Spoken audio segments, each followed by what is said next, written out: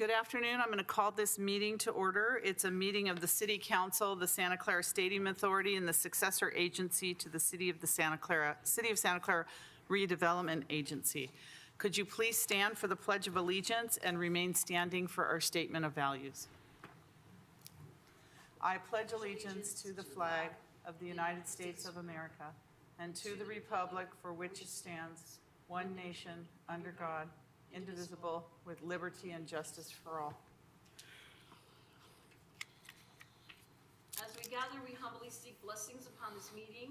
May we act with the strength, courage, and will to perform our obligations and duties to our people with justice to all.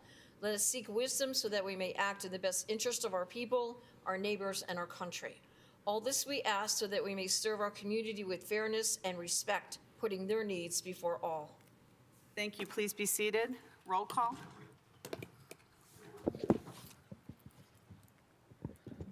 Councilmember, Vice Mayor, Vice Chair Hardy.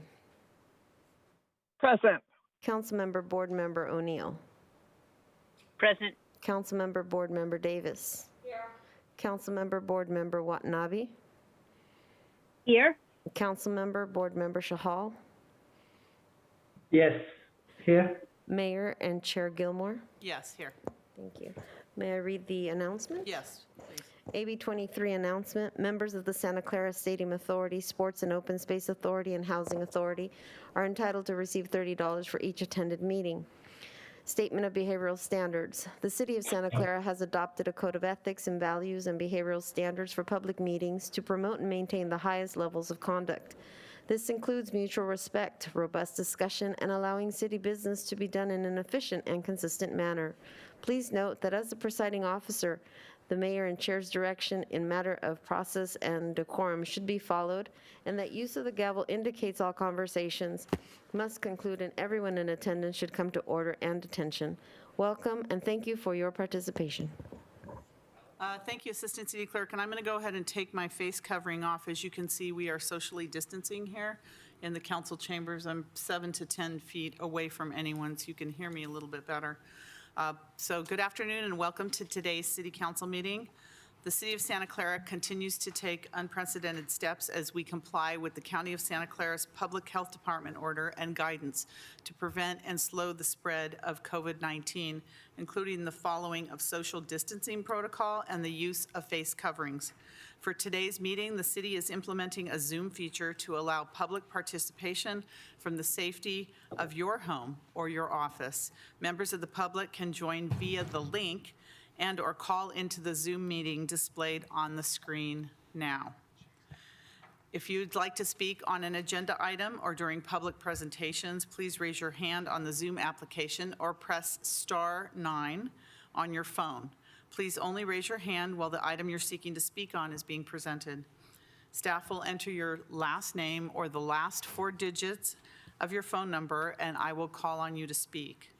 As a friendly reminder, members of the public have 2 minutes to speak on an agenda item and 3 minutes on public presentations, and those are topics not on the agenda. Prior to each agenda item, staff will lower each hand to ensure the members of the public are requesting to speak under the appropriate agenda item. You may also submit your comments on the e-comment feature available on the Santa Clara Legistar page or via public comment at santaclaraca.gov, and the comments will be read into the record. Our city cafeteria is open for members of the public, so they have an opportunity to speak if they do come into City Hall. We have implemented strict social distancing measures in the cafeteria as well. In addition to social distancing, all of us in city government have been practicing frequent hand washing and environmental cleaning, as the public health community has frequently reminded us to do. And I want to thank all Santa Clarans for your efforts in following the very serious steps we are all taking as we shelter in place and only conduct essential activities that are critical for the health and safety of our community. Thank you. Okay, so roll call. We have public presentations. Assistant City Clerk, do we have any members of the public here? No public presentations? None? All right, moving on to our general business. Our one item on the agenda we have this evening is various actions related to interim parking rights agreements with 49ers Santa Clara Stadium Company, Santa Clara SC Stadium Company, and Santa Clara Stadium Authority, and the release of certain rights by successor agency on city-owned land for the related Santa Clara project. City Manager? Good afternoon. We have a presentation, and I see Ruth on the line. She's going to present the item. Thank you. Ruth, anytime you're ready. Yeah, I'm here. So I do have a presentation. I don't see it coming up quite yet. I was going to share my screen.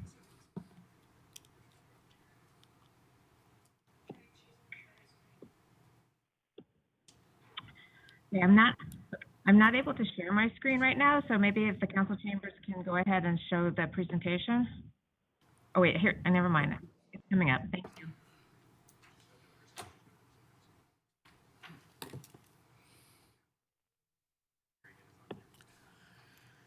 Okay, here we go. Thank you, Mayor and members of the City Council. This afternoon, we have before you several actions relating to the clearing of title for the related Santa Clara project. So let me start by saying that in June of 2016, the Council approved a disposition and development agreement, a DDA, with related Santa Clara for the development of the golf course and the former Tasman lots.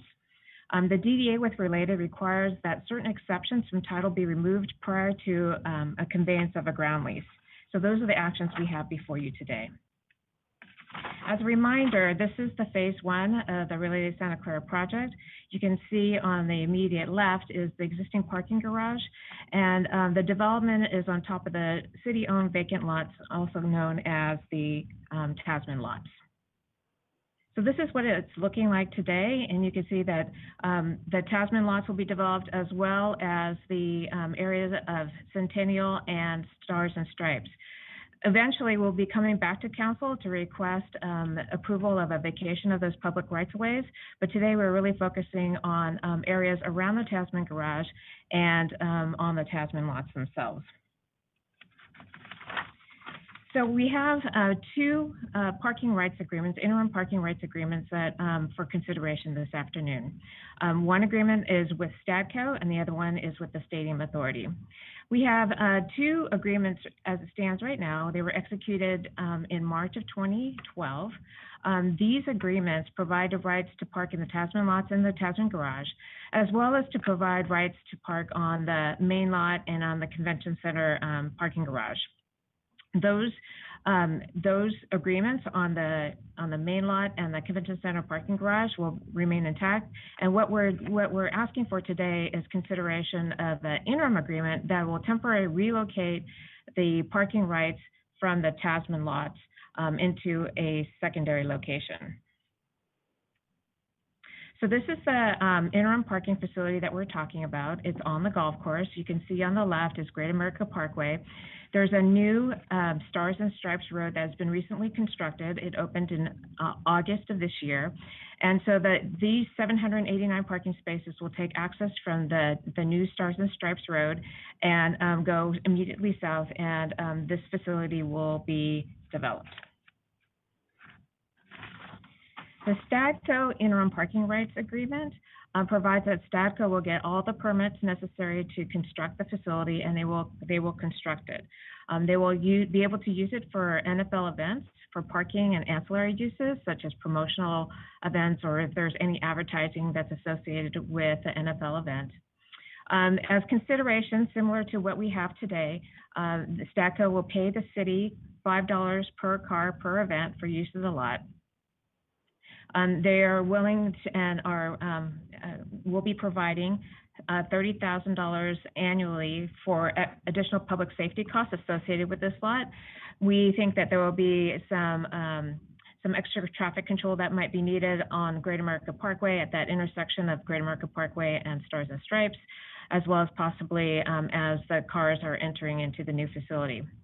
The agreement provides that Statco will be required to provide the city with a contractor's pollution liability insurance with a limit of $10 million.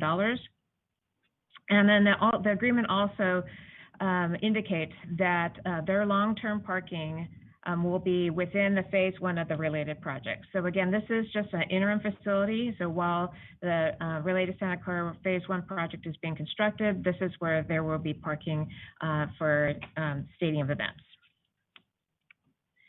Similarly, the Stadium Authority has an agreement with the city.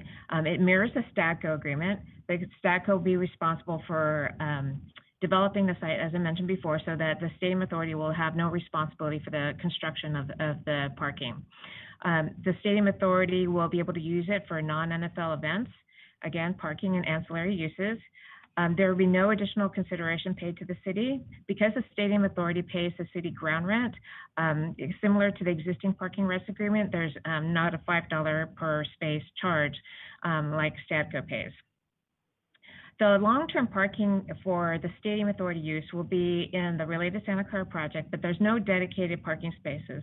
So whereas Statco and related Santa Clara have a separate private agreement related to NFL events, for the Stadium Authority and non-NFL events, there will be a public parking available around 3,000 spaces in the general pool that people can access if going to the stadium.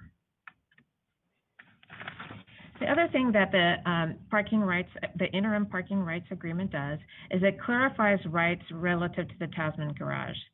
So at the time that the parking rights agreement was executed in 2012, the Tasman garage had not yet been completed. And so the legal description that's associated with the Tasman garage in the parking rights agreement and the 2012 agreement not only includes the structure itself, but it includes land area outside the structure. So you see in this diagram, the heavy bolded outside box is the parcel that's currently encumbered, and for related to develop the project, we need to have access to that land. So we need to release rights from the parking agreement so that we can do some conveyances and allow for the development of a new public street right next to the parking garage. So we did study the existing EIR for compliance with CEQA. So Council has already adopted the EIR in June of 2016 and subsequently adopted 2 separate addendums for DAP 1 and DAP 2. So we looked at the collection of the environmental work and determined that there's no new significant environmental impacts associated with the interim parking facility. So what the third addendum does, and that we're asking the Council to adopt it, it provides evidence to support that there are no new significant environmental impacts. The other action that we have on the agenda this afternoon is relative to the city agency agreements. So in 1998, there were a series of agreements that were executed between the agency and the city for the benefit of the hotel and the convention center complex, what is now today the Hyatt Hotel. It provides rights to park 281 cars on what is now the Tasman garage parcel. And it provides for access easements to the garage over Centennial Boulevard and Stars and Stripes, and for pedestrian and cart access over the bridge over the San Tomas Aquino Creek. So here is just an aerial of the areas that I was talking about. So for the Tasman garage, it's the same circumstance as in the parking agreements, where there's an area outside of the Tasman garage that is currently encumbered by these easements that we're requesting a quit claim for. Similarly, on Area 2, what is now public right-of-way, there was a separate document that was executed, and it's really no longer needed because these are public streets. Same with number 3 is the pedestrian bridge over the San Tomas Aquino Creek, over the creek. And it was to provide access for the hotel patrons to access the golf course and the tennis club. But since those facilities are no longer operational, there's really not a need for hotel patrons to go across the creek to a closed facility. So we're asking authorization for quitclaim of that as well. So this is a staff recommendation to adopt the EIR addendum and to approve and authorize the city manager to execute an interim parking rights agreement with the 49ers Stadium Company, Statco, and the Santa Clara Stadium Authority. And then for the board to approve and authorize the executive director to execute an interim parking rights agreement. And for the council as a successor agency to adopt a resolution that would authorize the execution of quitclaim deeds, and that the city then would adopt a resolution accepting those parking and easement rights. And that concludes my presentation. Thank you very much. Councilmember Davis? Oh, sorry, thank you. I just have to get into my little box here. Okay. Other council member. Oh, I'm on. Thank you. Sorry, I had to adjust the mask and get the light on. So Ruth, thank you for the information. It's very comprehensive once again, about the parking and what's going on. So it makes it pretty clear that we need to just, I would like to, Mayor, make the Stadium Authority Chair, make the recommendation. I think the council has recommended that I read all 5 recommendations. Okay. So I want to make a motion that states, number 1, the council adopt the EIR addendum to City Place Santa Clara, related Santa Clara, EIR for the golf course interim parking facility. 2, the council approve and authorize the city manager to execute an interim parking agreement with A, 49ers SC Stadium Company, and B, Santa Clara Stadium Authority for the relocation of 789 parking spaces on a portion of the former Santa Clara Golf and Tennis Club course. 3, the Stadium Authority Board approve and authorize the executive director to execute an interim parking agreement rights for the relocation of 789 parking spaces onto a portion of the former Santa Clara Golf and Tennis Club golf course. 4, the City of Santa Clara, as the successor agency to the former redevelopment agency of the City of Santa Clara, adopt the resolution authorizing the execution and recordation of quitclaim deeds for parking and easement rights. 5, that the City Council adopt a resolution accepting the parking and easement rights. That's my motion. Second. Okay, we have a motion and a second on the floor. Do we have hands up? Assistant City Clerk? We have Vice Mayor Hardy. Vice Mayor Hardy? Yes, I just had a quick question for Ruth so I understand.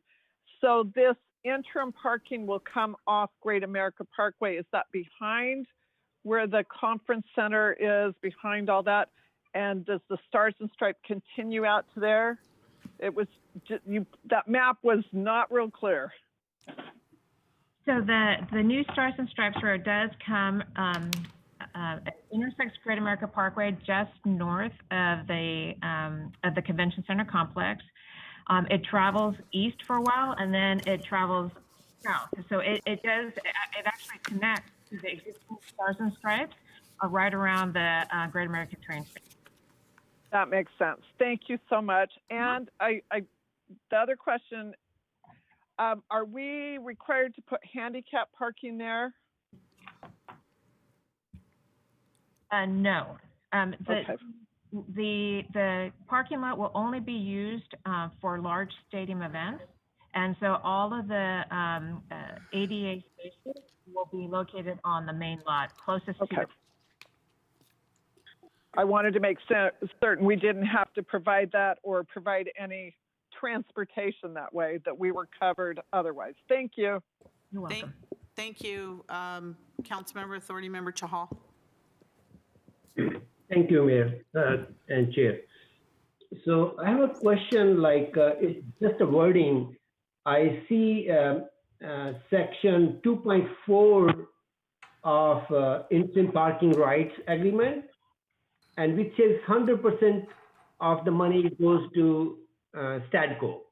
with exception, like I know section 8.1 says $5 will be coming to the city.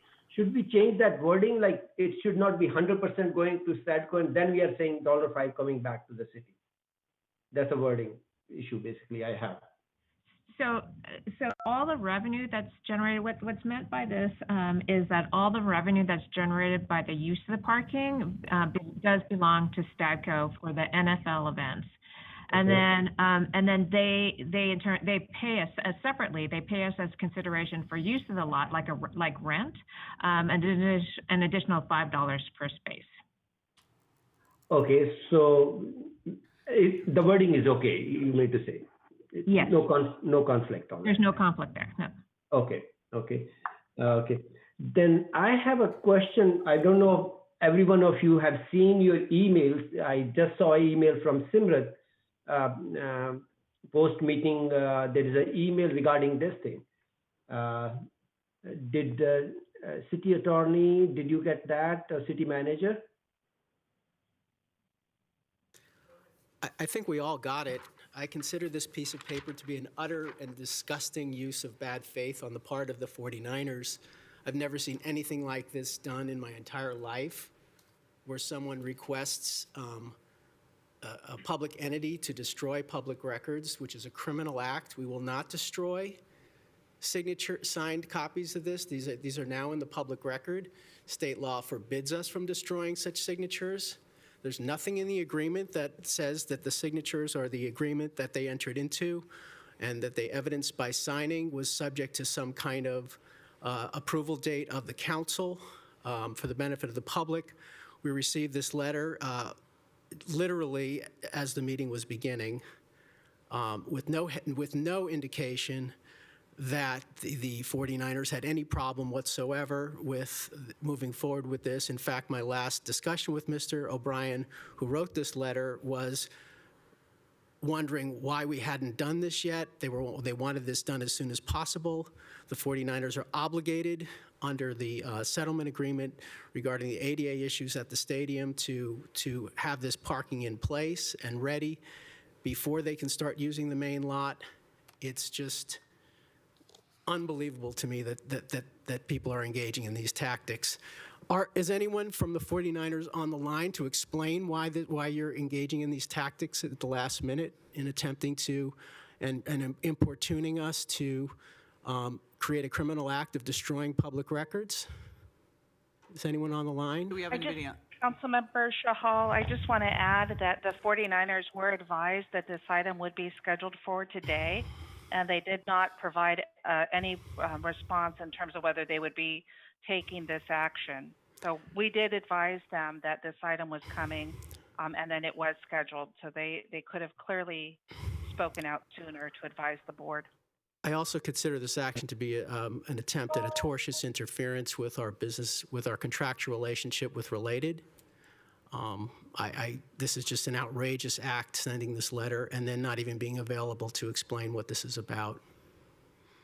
I think the council is in a position to accept the contract and approve it. I consider it to be an enforceable contract against all the parties that have signed it. Under the state statute of frauds, it's an enforceable contract. Thank you. Does that answer suffice, Councilmember Chahal? Madam Mayor, Chair, I do have a question. Like now that they're saying, I'm asking a technical question. Now that's saying that before, as a post council meeting material, that they're not adhering to this thing. Where do we legally stand on this thing? Like even if we approve it and they say they're not agreeing to, they withdrew from this contract. What is the legal standing of us as a board and the city and versus them, basically? The legal standing of the city and the stadium authority is that we have an enforceable contract and you can approve it. Under state law, a signature signed by a written contract signed by the parties to be charged is enforceable. This is an enforceable agreement. It did nowhere in either agreement did it say that it was only that signature was valid only if the city council approved it before by a certain date. So that was, this is just as I said, this letter is just simply a bad faith tactic and potentially a tortious interference with our contractual relationship with Related. It's also a potential breach of the settlement agreement on the ADA issues. Okay, any other questions, Councilmember Chahal? No, thank you. Okay, thank you. Do we have any other council member hands up? Okay, so if there are no other questions, we have a motion and a second. Assistant City Clerk?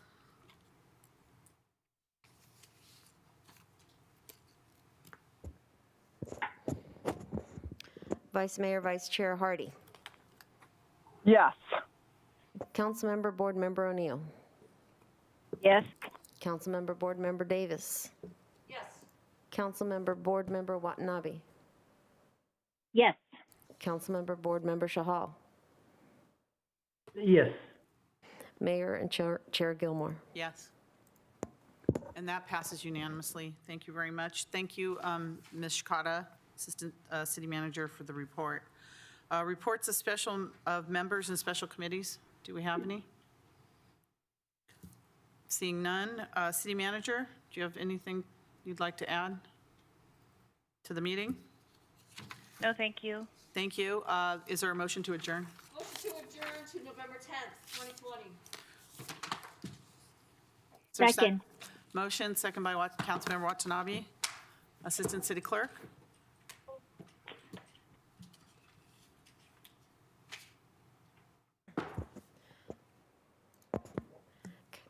Vice Mayor Hardy.